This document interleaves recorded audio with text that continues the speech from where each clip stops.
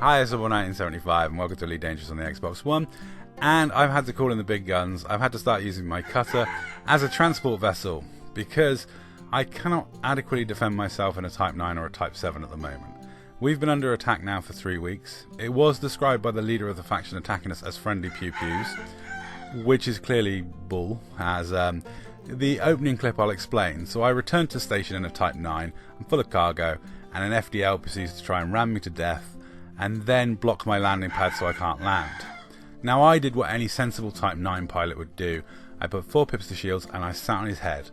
I sat on his head until he got the fine for, well, the bounty for blocking a landing pad, and the station blew him up. Then when he was blown up, I landed. At that point my Elgato switched on and I was able to capture some footage of the conversation, and you can see him admitting that he died to the station and brought a rebuy. As I asked him, was that really worth a rebuy? Was it worth a rebuy just to grief me from being able to land for 30 seconds? Was it worth a rebuy just to, dick around in the station and potentially try and grief someone? And apparently it was, because, the other part of his comment you can see, they revel so much in killing members of the Dark Marauders, and they make up such over-exaggerated numbers of the numbers of us they've killed, it's not worth me feeding them easy kills. They have managed to kill me in my Type 7 once.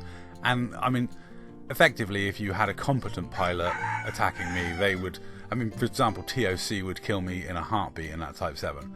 I know Astrid is a reasonably armoured Type 7, but, TOC know what they're doing and aren't, pretty useless at this sort of thing. So they would kill me, probably about 90% of the time, especially in and around stations in an anarchy system.